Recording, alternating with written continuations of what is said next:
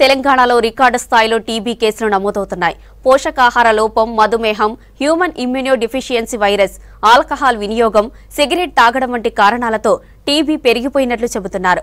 సరైన టైంకు సరైన మందులు వాడడంతో వ్యాధిని నివారించవచ్చని డాక్టర్లు చెబుతున్నారు. టీబీ పూర్తి నయం కాకముందు మందులు మానేయడం కూడా కేసుల పెరుగుదలకు కారణమంటున్నారు వైద్యులు.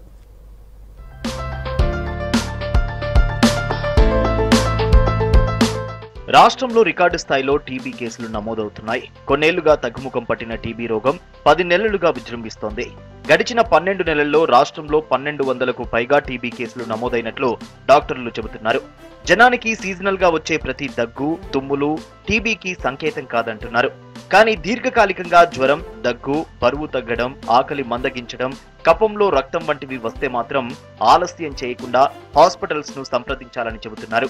సరైన టైంలో ట్రీట్మెంట్, ప్రోటీన్ ఫుడ్ తీసుకుంటే వీలైనంత త్వరగా టీబీ నుంచి బయటపడొచ్చంటున్నారు.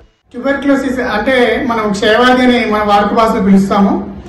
క్షయవ్యాధి అనేటువంటిది మైకోబాక్టీరియం ట్యూబర్క్యులోసిస్ అనేటువంటి బ్యాక్టీరియా ద్వారా మనకి కలుగుతుంది.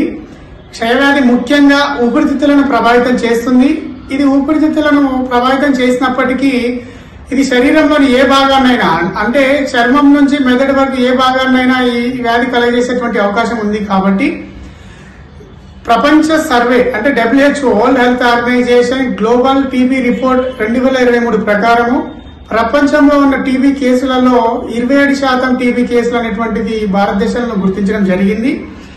కేసులు ఎక్కువగా ఉన్నప్పటికీ ఈ సర్వే రిపోర్ట్ ప్రకారము సానుకూల పురోగతి కూడా మనం సాధించడం జరిగింది. క్షయ శరీరంలో ఏ భాగానికైనా సోకవచ్చు. 90% టీబీ కేసుల్లో ఊపిరితిత్తులను దెబ్బతింటాయి.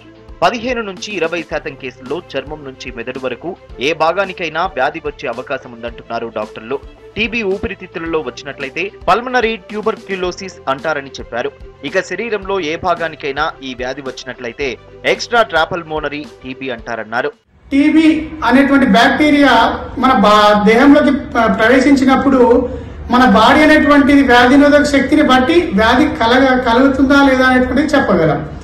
మన యొక్క వ్యాధి నిరోధక శక్తి బలంగా ఉన్నప్పుడు ఈ వ్యాధి అనేటువంటిది కలగదు. అదే ఎప్పుడైతే మన యొక్క రోగ నిరోధక శక్తి తగ్గుతుందో, అంటే కొన్ని రిస్క్ ఫ్యాక్టర్స్ అంటే HIV ఉన్నటువంటి పేషెంట్స్ కానీ, దీర్ఘకాలిక వ్యాధులు ఉన్నటువంటి వారు, మరియు డయాబెటీస్, అట్లాగే కీమోథెరపీ తీసుకున్నటువంటి క్యాన్సర్ పేషెంట్స్, ఆర్గాన్ ట్రాన్స్ప్లాంట్ అయిన వారు కానీ, స్మోకింగ్, అలాగే డ్రగ్స్ తీసుకునే వారిలో స్టిరాయిడ్స్ వాడకం ఎక్కువగా ఉన్న వారిలో ఈ వ్యాధి నిరోధక శక్తి తగ్గి ఈ వ్యాధి అనేటువంటి వచ్చేటువంటి ప్రమాదం ఎక్కువగా ఉంటుంది. టీబీ వ్యాధికి ట్రీట్మెంట్ తీసుకోవడం పూర్తయిన కొన్ని రోజుల దాకా పౌష్టికాహారం తీసుకోవాల్సి ఉంటుంది. ప్రతి ఒక్కరిలో మైకోబాక్టీరియం ట్యూబర్క్యులోసిస్ అనే సూక్ష్మ బ్యాక్టీరియా ఉంటుందని చెప్పారు. అది ఎప్పటికీ చనిపోదన్నారు. కాబట్టి చికిత్స తర్వాత కూడా సదరు వ్యక్తి సరైన మొత్తంలో ప్రోటీన్ల ఫుడ్, మందులు వేసుకోవడం మానేస్తే బ్యాక్టీరియా శరీరంలో మొత్తం యాక్టివ్ అవుతుందంటున్నారు డాక్టర్లు. గ్రామ ప్రాంతాల్లో కూడా మాలిక్యులర్ డయాగ్నోస్టిక్స్ మెథడ్స్ కు ఇప్పుడు అందుబాటులోకి రావడం, అంటే ఖచ్చితమైన నిర్ధారణ అందుబాటులోకి రావడము, దాంతో పాటు చికిత్సకు యాక్సెస్ అనేటువంటిది పెరగడము, ఈ 2 కారణాల వల్ల మరణాలు అనేటువంటి తగ్గడము శుభసూచకం. ఖచ్చితంగా అందరూ టీబీని గురించి అవగాహన పెంచుకొని జాగ్రత్తలు తీసుకోవాల్సి ఉంటుంది.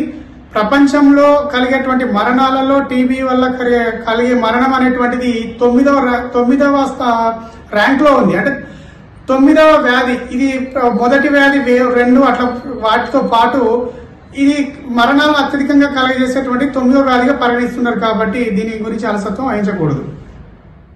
మొదటగా శరీరంలో బ్యాక్టీరియా ఊపిరితిత్తులపై దాడి చేస్తుంది. రోగ నిరోధక శక్తి బలహీనంగా ఉన్న వ్యక్తులకు, ముఖ్యంగా HIV ఉన్నవారికి టీబీ వ్యాధి వచ్చే ప్రమాదం ఎక్కువగా ఉందన్నారు. ఇటీవల కాలంలో వృద్ధులకు ఎక్కువగా టీబీ వ్యాధి వస్తున్నట్లు డాక్టర్లు గుర్తించారు.